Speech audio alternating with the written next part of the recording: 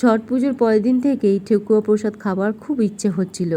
এই বছর আমি ছট পুজোয় যেতে পারিনি, না সন্ধেবেলায় না সকালবেলায়। সন্ধেবেলায় যেতে পারিনি, ওই দিন চন্দননগরে জগদ্ধাত্রী ঠাকুর দেখতে গেছিলাম, তাই সন্ধেবেলায় যাওয়া হয়নি। ভেবেছিলাম সকালবেলায় যাব, কিন্তু সকালেও যাওয়া হয়নি, মানে যেতেই পারিনি আমি। এই বছর আমি দুর্গাপুজো, কালী পুজো, জগদ্ধাত্রী পুজো এত পরিমাণে ঠাকুর প্যান্ডেল দেখেছি তোমাদেরকে বলে বোঝাতে পারবো না।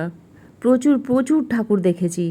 তবে দুর্গাপুজো আর কালী পুজোর ঠাকুর দেখতে গিয়ে অতটা কষ্ট হয়নি যতটা জগদ্ধাত্রী পুজোর ঠাকুর দেখতে গিয়ে হয়েছে, কারণ আমরা যেদিনকার গেছি সেদিন থেকে গাড়ি ঢোকা বন্ধ করে দিয়েছে, তো তার জন্য সবাইকেই পায়ে হেঁটেই ঠাকুর দেখতে হয়েছে। 5টা থেকে 7:30 অবধি ঠাকুর দেখেছি। এই 2.5 ঘন্টা হেঁটে হেঁটে ঠাকুর দেখতে হয়েছে। ঠাকুর দেখার নেশায় হেঁটে তো ঠাকুর দেখে নিয়েছি, তারপরে বাড়িতে এসে হেঁটে ঠাকুর দেখার মজাটা বুঝেছি। ভেবেছিলাম একটু রেস্ট নিয়ে নিলে সকালবেলায় উঠে চলে যেতে পারবো, আর তার জন্য সকাল সকাল ঘুমিয়েও পড়েছি রাত্রিবেলায়।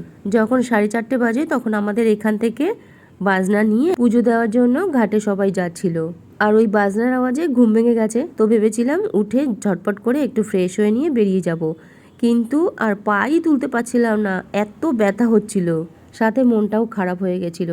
ভেবেছিলাম যে সন্ধ্যাবেলায় যেতে পারিনি, সকালে যাব, কিন্তু পায়ে ব্যথার জন্য সকালেও যেতে পারিনি। আর ঘাটে গেলে তো প্রসাদ পাওয়াই যায়, তো যেতে পারলাম না, মনটা খারাপ লাগছিল। প্রসাদ খেতেও খুব ইচ্ছা হচ্ছিল। আর আজকে আমার বর দেখো কত প্রসাদ এনেছে, ছট মায়ের বরের অফিসের বন্ধু দিয়েছে এত প্রসাদ। প্রসাদ দেখেই আমার মনটা খুশি হয়ে গেল। জয় ছট মা।